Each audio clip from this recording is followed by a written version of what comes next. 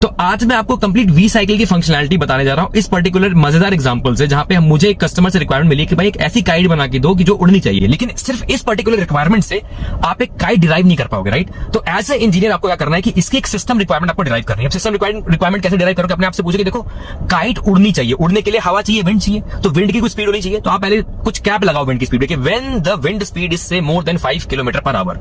And अब and यहां पे क्यों? क्योंकि अब अगर काइट बहुत हैवी है, मान लो कि आपने 90 ग्राम 100 ग्राम की काइट बनाई, तो भाई वो नहीं उड़ने वाली, राइट। सो आप ये लिखो कि if the weight of the kite is less than say 20 grams, then the kite should fly. Of how it should fly? Should it fly horizontally, vertically or how? हमको पता है कि भाई ना काइट हॉरिजॉन्टली फ्लाई करती है, ना kite vertically fly करती है, वो कुछ पैराबोलिक शेप में फ्लाई करती है। तो हम ये बोल रहे हैं कि it should fly both horizontally and vertically, and we are not very specific on कि कौन सा पाथ लेगी, वो कौन सी ट्रेजेक्टरी लेगी, उससे हमें कोई फर्क नहीं पड़ता। तो सिंपल सिस्टम रिक्वायरमेंट क्या बन गई आपकी कि भाई when the wind speed is more than 5 kmph and the weight of the kite is less than 20 grams, the kite should fly both horizontally and vertically in the sky. ये हो गई मेरी सिस्टम रिक्वायरमेंट। अब आओ देखते हैं कि इससे हाई लेवल आर्किटेक्चर, जिसको एचएलडी बोलते हैं, वो कैसे डिराइव होगा। Let's go. सो अब हमने क्या किया है कि हमने कस्टमर रिक्वायरमेंट से एक सिस्टम रिक्वायरमेंट डिराइव कर लिया। अब भाई डिजाइन की बात करते हैं। अब देखो डिजाइन में सबसे पहले आता है आपका हाई लेवल डिजाइन, जिसको हम लोग एचएलडी भी कहते हैं।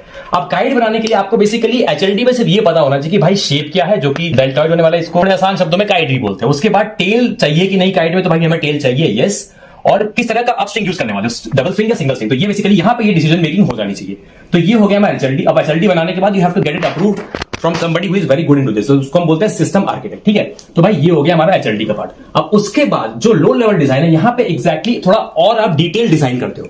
फॉर एग्जाम्पल आप यहां पे ये बताओगे कि भाई किस तरह की स्टिक यूज होगी और उसकी थिकनेस क्या होने वाली है, राइट। तो डंडी यूज करते हैं हम लोग काइट के लिए, तो वो हमें यहां पे स्पेसिफाई करनी है, और उसकी थिकनेस अब बताना है हमको। पेपर टाइप क्या होने वाला है, वो न्यूज़पेपर होने वाला है, ठीक है। उसके बाद किस तरह की नॉट बांधेंगे आप, ओके। उसके बाद एंगल बिटवीन द स्टिक्स आपको यहां पे डिफाइन करना है। आपको बताना है कि भाई टेल की लेंथ कितने होने वाली है, ओवरऑल साइड लेंथ कितनी होने वाली है, तो ये सब चीजें यहां पे आप डिफाइन करोगे। अब देखते हैं कि भाई क्या चीजें कैलिब्रेटेबल होने वाली है। तो यहां पे जो थ्रेड होगा, राइट, जो हम थ्रेड लगाएंगे, वो लगाने के बाद एग्जैक्टली नॉट कहां पे बांधना है, right, that will be calibratable parameter. इसका मतलब ये होता है कि जब हम टेस्टिंग करेंगे तब हमें उस समय पता चलेगा भाई नॉट एग्जैक्टली कहां पे बांधना है। तो चलो अब आगे बढ़ते हैं एग्जैक्ट इंप्लीमेंटेशन। कोई तो चल जिद फड़िए, तू बेतरिए या मरिए, हाय कोई तो चल जिद फड़िए, तू बेतरिए या मरिए,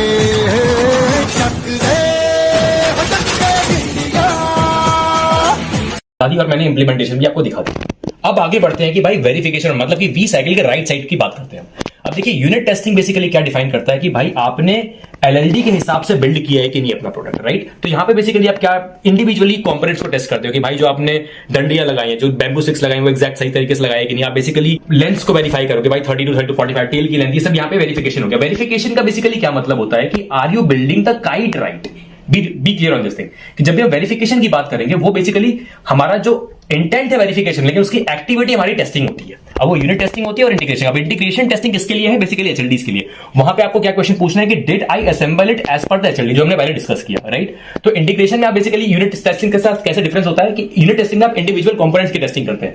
इंटीग्रेशन में आपको बेसिकली दो तीन भागों को एक साथ लेना पड़ेगा। फॉर एग्जाम्पल अब आपको क्या करना होगा, थ्रेड और पेपर को एक साथ लेकर दिखाना पड़ेगा कि भाई देखो बैलेंस बन रहा है। आपको बैम्बू स्टिक और पेपर के साथ एक कॉम्बिनेशन लेकर दिखाना पड़ेगा कि भाई ये देखो ये सिस्टम साथ में चल रहा है। तो ये होगी आपकी इंटीग्रेशन टेस्टिंग। अब इसके बाद जब आप सिस्टम लेवल की टेस्टिंग करते हो, ये बेसिकली किसके लिए होती है? जो आपने सिस्टम रिक्वायरमेंट लिखी, अब ये रियल एनवायरनमेंट में टेस्ट होती है। अब यहां से आपका बेसिकली प्रॉपर वैलिडेशन स्टार्ट हो है। वैलिडेशन का मतलब क्या होता है कि are you building the right kite. Be clear on this thing कि building the right kite and building the kite right में बहुत बड़ा डिफरेंस होता है। जब हम बोलते हैं काइट राइट मतलब वो वेरिफिकेशन है, और बिल्डिंग द राइट काइट का मतलब होता है वैलिडेशन, राइट। तो अब आगे बढ़ते हैं। सिस्टम टेस्टिंग का मतलब क्या होता है कि आप उस काइट को लोगे जाके, हम जो मैं आपको नीचे दिखाऊंगा उड़ा के, तो वो आप रियल एनवायरनमेंट में टेस्ट करते हो।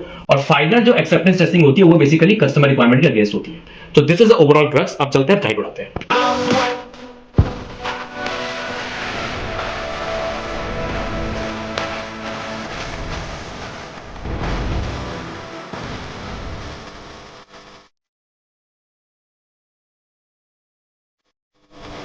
तो जैसे कि आप देख सकते हो 50 मीटर तक की हाइट पे हमने उड़ा दिया पतंग को ऑलरेडी। आपके सामने पतंग